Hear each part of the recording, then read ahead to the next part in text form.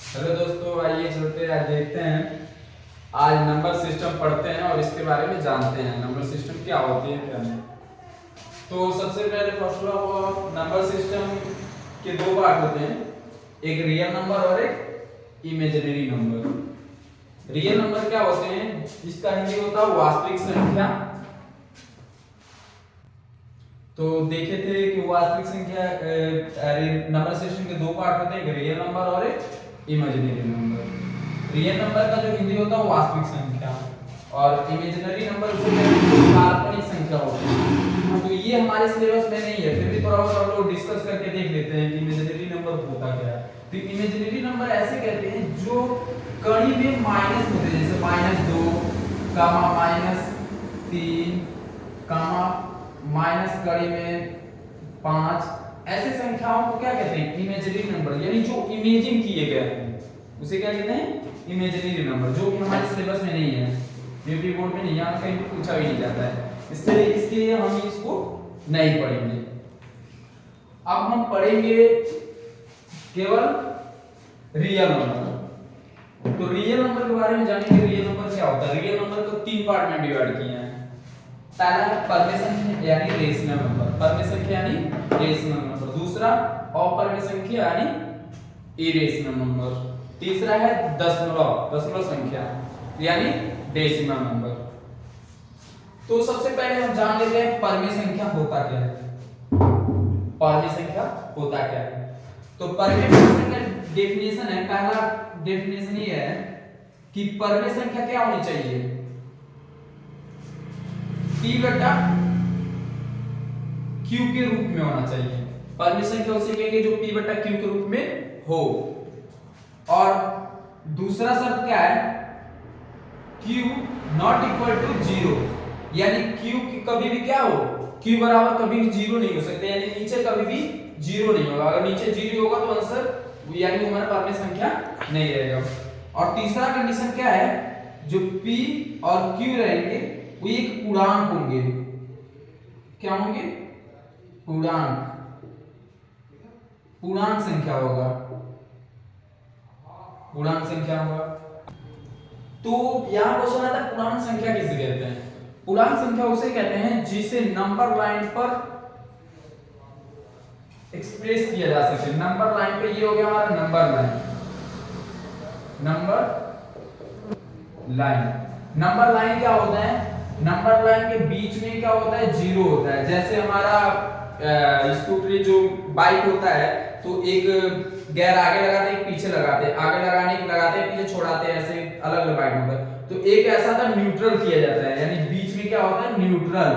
आज जब पीछे गियर लगाएंगे तो गाड़ी गियर छू जाएगी, यानी क्या हो जाएगा, ये माइनस पीछे जाने पे -1 -2 -3 और -4, और फिर आगे बढ़ने पे +1 +2 +3 +4, दैट्स कॉल्ड, इस सब को मिलाकर हम कहते हैं पूर्णांक। क्या बोलेंगे, पूर्णांक। और इसको इंग्लिश में बोलते हैं इंटीजर। आई होप सबको पता चल गया होगा पूर्णांक क्या होता है। यानी पूर्णांक उसे कहेंगे जिस संख्याओं को नंबर लाइन पर दिखाया जाता है, नंबर लाइन पर दिखाया जा सकता है, उन संख्याओं को पूर्णांक कहते हैं, यानी इंटीजर कहते हैं। इंटीजर का यही होता है कि जिसमें 0 भी हो, नेगेटिव संख्या भी हो और पॉजिटिव संख्या हो। अब यहां पे थोड़ा शॉर्ट डाल लेते हैं, ये जो 0 के इधर वाले हैं इसे कहते हैं ऋणात्मक पूर्णांक। क्या बोलेंगे, ऋणात्मक पॉजिटिव पूर्णांक, पॉजिटिव इंटीजर। यानी एक को कहते हैं नेगेटिव इंटीजर और एक को पॉजिटिव इंटीजर यानी धनात्मक पूर्णांक। और जो 0 होता है इसे 0 इंटीजर कहते हैं, 0 इंटीजर, 0 इंटीजर। तो ये आई होप समझ आ गया कि इंटीजर क्या होता है, पूर्णांक क्या होता है। यानी परमे संख्या में क्या होता है, P बटा Q को होना चाहिए, जहां P क्या हो, P और Q एक पूर्णांक हो, और Q बराबर कभी भी 0 नहीं होना चाहिए, नीचे नहीं, तो उसे कहेंगे हम परमे संख्या। इन सबको मिलाकर क्या बोलेंगे, परमेय संख्या। अब थोड़ा और जान लेते हैं परमेय संख्या के बारे में। ये अगर नंबर लाइन पढ़ी हो तो थोड़ा नंबर लाइन के बारे में जान लेते हैं, नंबर लाइन क्या होता है क्या नहीं होता है, थोड़ा और चीजें जान लेते हैं। -1 -2 -3, ठीक है। तो अभी हम बताया था कि इन सबको जो नंबर लाइन पे सारा दिखाया जाता है इसे क्या कहते हैं हम, इंटीजर कहते हैं, यानी पूर्णांक। इन सबको ले लिया जाए तो क्या हो जाएगा, एक हमारा पूर्णांक होगा, पूर्णांक, ठीक। इस सबको लिया जाए यानी जिसमें जीरो भी हो, नेगेटिव भी हो और पॉजिटिव संख्या हो तो इसे पूर्णांक कहते हैं, ठीक है। वीडियो अच्छी लगे तो लाइक और शेयर भी करिएगा, ठीक है। तो और यहाँ अगर जीरो के बाद जो ये पूरी संख्या है 1 2 3 4 5 6 7 8 9 10 जिसे गिन सकते हैं, इसे कहते हैं natural number. Natural number, natural number क्या होता है, नेचुरल नंबर को हिंदी में कहते हैं प्राकृतिक संख्या, प्राकृतिक संख्या, ठीक। तो यानी नंबर लाइन पे जो पॉजिटिव यानी धनात्मक संख्याएं होती हैं, यानी जो पॉजिटिव नंबर होते हैं, जो पॉजिटिव इंटीजर होते हैं उसे कहते हैं नेचुरल नंबर। यानी जो पॉजिटिव संख्या होती है इसे क्या कहते हैं, नेचुरल नंबर यानी प्राकृतिक संख्या। अगर प्राकृतिक संख्या में जीरो को ऐड कर दिया जाए, जीरो को ऐड कर दिया जाए मतलब इसमें जीरो जोड़ दिया जाए, प्राकृतिक संख्या में अगर जीरो ले लिया जाए तो इसे कहेंगे होल नंबर। क्या कहेंगे, होल नंबर। होल नंबर को हिंदी में कहते हैं पूर्ण संख्या। क्या कहते हैं, पूर्ण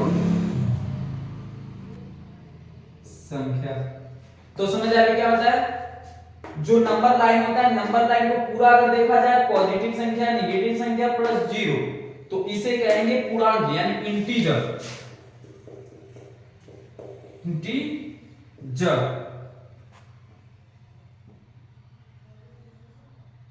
इंटीजर और इंटीजर यानी जो नंबर लाइन है उसके केवल पॉजिटिव संख्या को दिया जाए तो उसे कहेंगे प्राकृतिक संख्या यानी नेचुरल नंबर। और नेचुरल नंबर में अगर जीरो को जोड़ दिया जाए, ऐड कर दिया जाए, तो हमारा क्या बन जाता है, तब हमारा बन जाता है होल नंबर यानी पूर्ण संख्या। ये छोटी छोटी चीजें हैं, जानना जरूरी है और यहाँ से क्वेश्चन पूछा जाता है।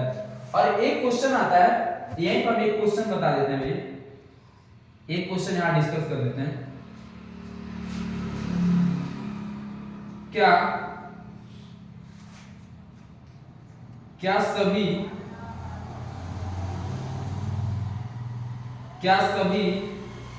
प्राकृतिक संख्या, क्या सभी प्राकृतिक संख्या पूर्ण संख्या होती हैं? ऑप्शन रहेगा हाँ, बी ऑप्शन रहेगा नहीं, सी ऑप्शन रहेगा बोथ यानी दोनों, और डी ऑप्शन रहेगा नन ऑफ दीज, इन तीनों से कोई नहीं। तो बताइए क्या होगा, तो हमारा आंसर रहेगा हाँ, हो सकते हैं। क्यों हो सकते हैं, क्योंकि पूर्ण संख्या क्या होता है, जीरो भी होता है और 1 2 3 4 5 भी होते हैं। तो ये 1 2 3 4 5 भी तो आते हैं होल नंबर में। होल नंबर में क्या होता है, होल नंबर की गिनती करें जीरो से लेके 1 2 3 4 ऐसे डॉट डॉट अनंत तक, तो क्या ये सारी इसी को प्राकृतिक संख्या कहते हैं। अब क्वेश्चन यही पूछा था कि क्या सभी प्राकृतिक संख्या पूर्ण संख्या होती है या नहीं होती है। तुम्हारा आंसर रहेगा हाँ होती है। ऐसे एग्जाम में क्वेश्चन आता है 1 नंबर में, ठीक है। तो इसको आप लोग गलत नहीं करेंगे, ठीक है। यहाँ तो इसको समझिए, नंबर लाइन का पूरा क्या होता है, और नंबर इधर नेगेटिव नंबर होते हैं और ये पॉजिटिव के साथ बता ही चुका हूं, ठीक। आइए बात है अपरिमेय संख्या में, ये ठीक है। तो हम लोग परिमेय संख्या जान लिए। अब हम अपरिमेय जानने से पहले परिमेय संख्या का कुछ क्वेश्चन लेते हैं, कुछ क्वेश्चन डिस्कस करते हैं कि परिमेय संख्या होता क्या है, ठीक है। मतलब परिमेय संख्या को करेंगे कैसे, ठीक है। आइए कुछ क्वेश्चन लेते हैं। हम लोग पढ़े हैं परिमेय संख्या, परिमेय ठीक है, अब आ जाओ पहला क्वेश्चन लेते हैं परिमेय संख्या का।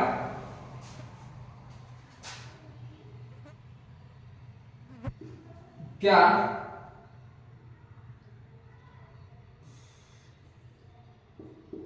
निम्न में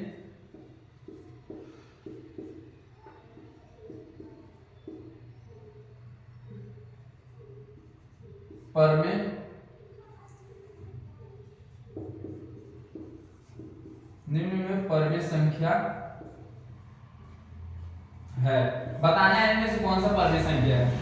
पहला क्वेश्चन, क्या कर्ण में 2 परिमेय संख्या है? क्वेश्चन देखा, क्या कड़ी में 2 परिमेय संख्या है? तो मैंने अभी बताया है कि परिमेय संख्या उसे कहेंगे जिसे p बटा q के रूप में लिख सकें। ठीक है, p बटा q के रूप में लिख सकें। माना कि इसके नीचे 1 डाल दिए, p बटा q के रूप में हो गया। फिर दूसरा हमारा शर्त था p और q एक पूर्णांक होनी चाहिए, एक पूर्णांक होनी चाहिए। पूर्णांक का मतलब है इसमें या तो जीरो हो, या तो माइनस में हो, या प्लस में हो।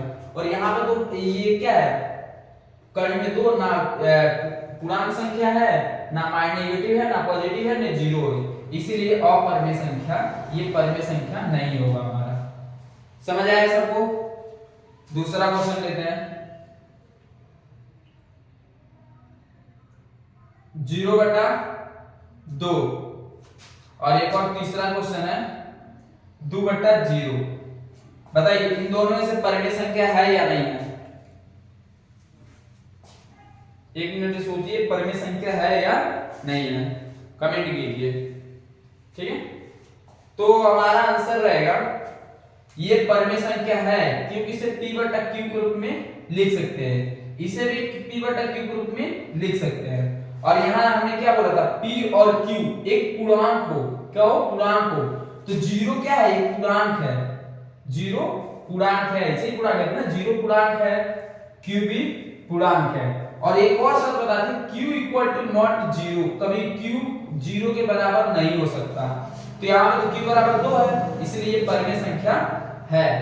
और यहाँ आ जाइए, यहाँ दोनों पूर्णांक तो हैं, लेकिन यहाँ q बराबर नॉट इक्वल टू जीरो होना चाहिए, और यहाँ पे क्या है, q बराबर 0 है, इसलिए परिमेय संख्या नहीं है। आई होप सबको समझ आ रहा होगा कि परिमेय संख्या है या नहीं है। ठीक है, परिमेय संख्या है या नहीं है। आइए एक क्वेश्चन और करते हैं। अब क्वेश्चन पूछता है कि एक कंसेप्ट जान लीजिए, कंसेप्ट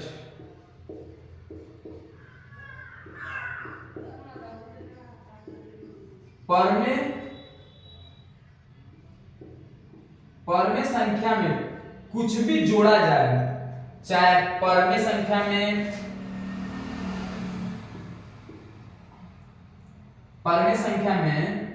अपरिमेय संख्या जोड़ने पे क्या प्राप्त होता है। क्वेश्चन पूछेगा कि एक परिमेय और एक अपरिमेय को जोड़ने पे क्या पाएगी। ये 2025 में बोर्ड में आया था कि एक परिमेय संख्या को अपरिमेय संख्या को जोड़ने पे क्या आता है, तो याद रहे हमेशा अपरिमेय संख्या आएगा, अपरिमेय संख्या। इसको गांठ बांध लीजिए दुनिया, ठीक है, कि एक परिमेय संख्या और एक अपरिमेय संख्या जोड़ने पे क्या आएगा, अपरिमेय संख्या आएगा। एग्जांपल मान लीजिए 2 एक परिमेय संख्या और कड़ी में 3 एक अपरिमेय संख्या है। तो जब इनको जोड़ेंगे तो 2 प्लस कड़ी में 3 परिमेय होगा, अपरिमेय होगा, तो हमारा आंसर रहेगा इसे अपरिमेय कहेंगे, अपरिमेय, ये हमारा अपरिमेय होगा। यानी एक परिमेय एक अपरिमेय जोड़ने पे क्या होता है, अपरिमेय संख्या होता है। अब तो पहला एग्जांपल देख लीजिए। अब ये इसी तरह से पूछता है कि एक परिमेय संख्या में एक अपरिमेय संख्या को घटाया जाए तो क्या आएगा। एक अपरिमेय संख्या, एक अपरिमेय संख्या में एक परिमेय संख्या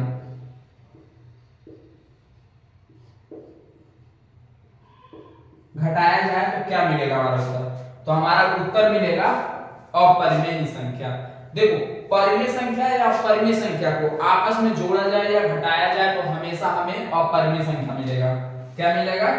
अपरिमेय संख्या।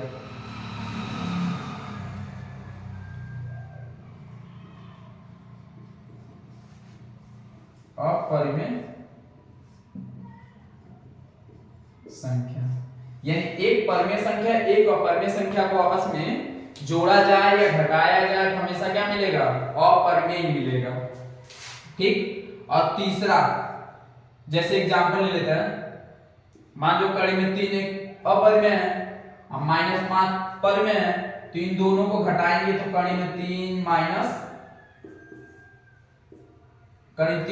5 ही आएगा और ये क्या है? अपरिमेय संख्या, अपरिमेय संख्या है। ठीक है, तो यहां तक क्लियर है हमें। अब थोड़ा और आगे बढ़ते हैं,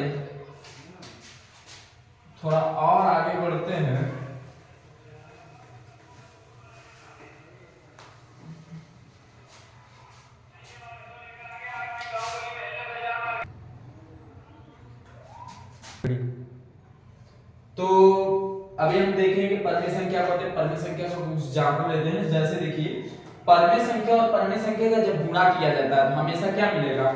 हमारा परिमेय ही मिलेगा। परिमेय एग्जांपल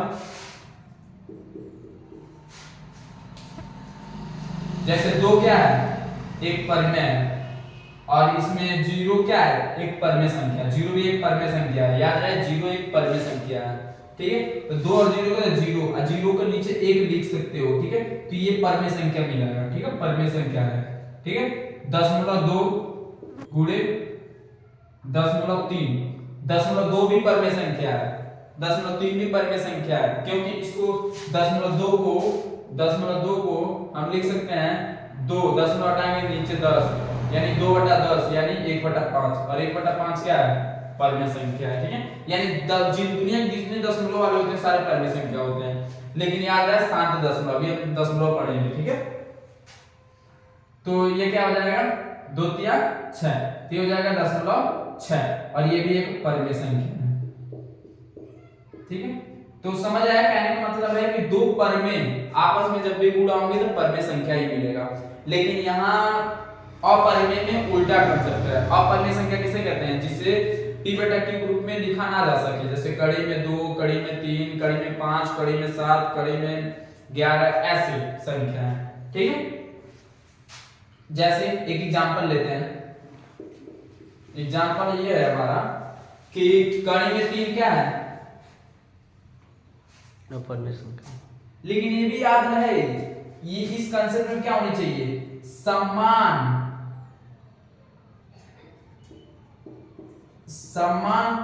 अपरिमेय संख्या। 2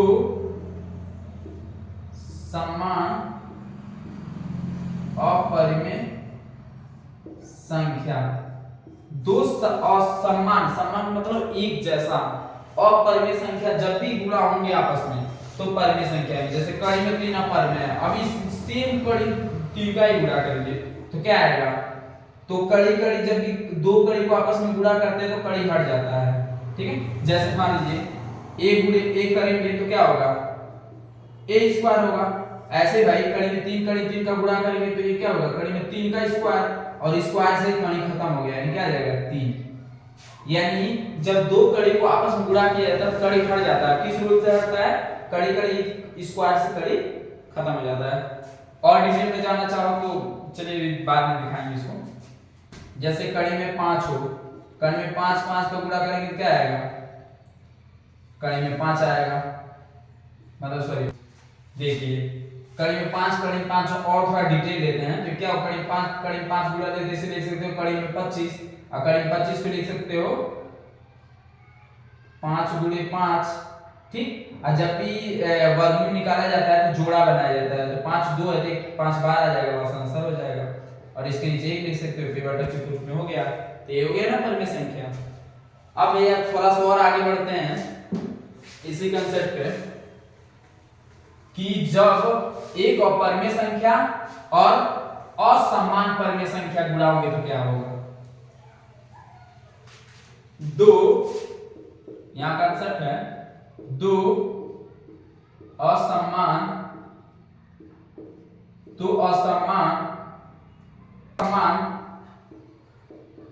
अपरिमेय संख्या का गुणनफल। देखते हैं दो असमान अपरिमेय संख्या का गुणनफल क्या होता है। तो एग्जांपल लेते हैं, एग्जांपल हम समझाते हैं आपको, ठीक है। तो पहला एग्जांपल कड़ी में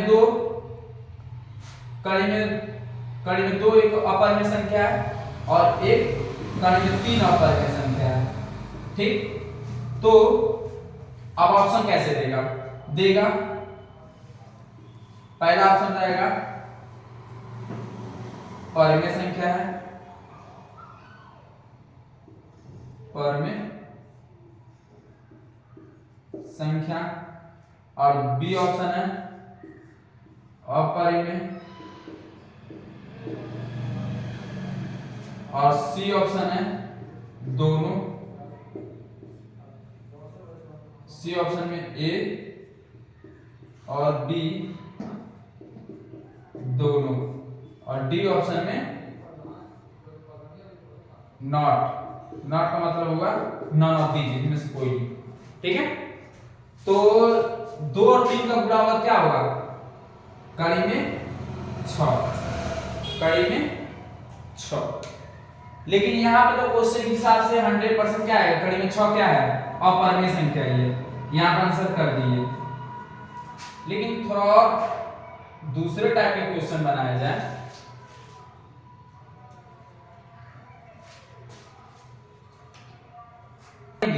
मतलब ये भी असमान ये भी असमान तो 100% अपरिमेय संख्या आएगा। लेकिन अगर यही 2 के कड़ी में 3 के जगह कड़ी में 2 हो गया तो कड़ी में 4 आ जाएगा, कड़ी में 4 को बाहर करेंगे तो 2 आएगा। यानी यहां पे अगर समान वर्ड यूज हुआ हो तो क्या होगा परिमेय संख्या हो, असमान वर्ड यूज हुआ हो तो अपरिमेय संख्या होगा, ठीक है। चलिए लिखो परिमेय संख्या छांटिए।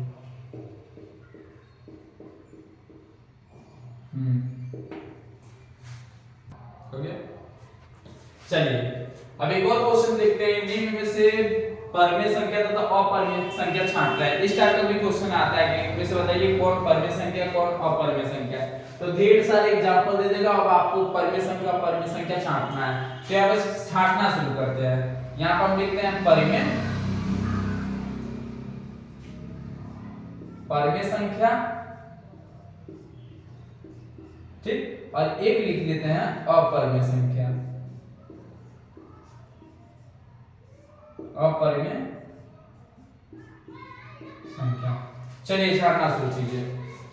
पहले बताइए क्या 9/3 परिमेय संख्या होगा। सोचिए दिमाग लगाइए परिमेय संख्या होगा या नहीं होगा। तो आपका आंसर होना चाहिए सर जी नहीं होगा। कैसे नहीं होगा, क्योंकि सर जी हम इसको काटेंगे 3 एकम 3 3 3 9 तो ये हो जाएगा कड़ी में 3। कड़ी में 3 क्या होता है अपरिमेय संख्या होता है। यानी यहाँ आप लिखेंगे 9/3 यानी कड़ी में 9/3 अपरिमेय संख्या, ठीक है। तो यहाँ पे क्या होगा अपरिमेय संख्या क्यों होगा हम जैसे यहाँ पे बताए थे। तो जैसे मान लीजिए कि इसी को काटेंगे 3 एकम 3 3 3 9 तो इसको लिखेंगे कड़ी में 3/1। कड़ी में 3/1 का मतलब होगा कड़ी में 3।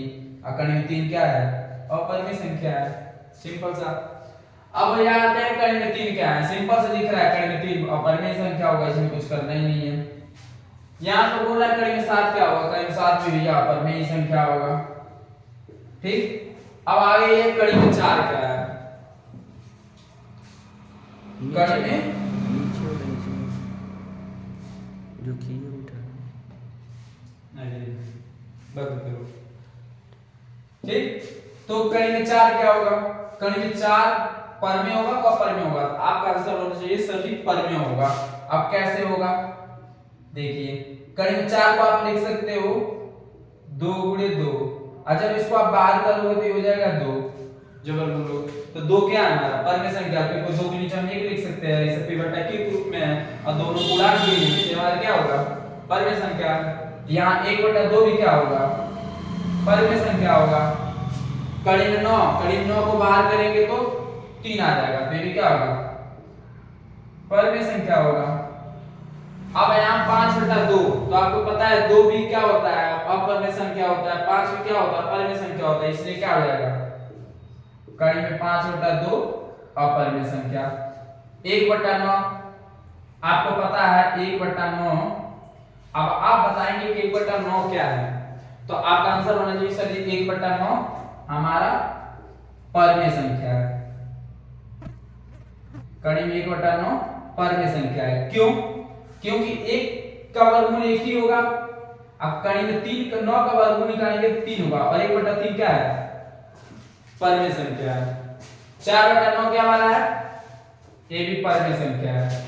कड़ी में 4 बटा 9 पर में संख्या है, क्योंकि 4 को बाहर निकालेंगे तो 2 होगा, 3 9 को बाहर निकालेंगे तो 3 होगा, 2 बटा 3 पर में संख्या आता है।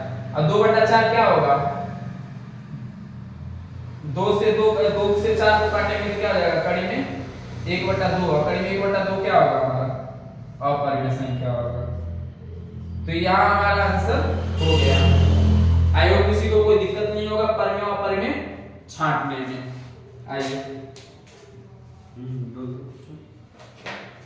तो वीडियो अच्छी लगी हो तो लाइक एंड सब्सक्राइब कीजिएगा, और मिलते हैं नेक्स्ट वीडियो में। Tata bye bye.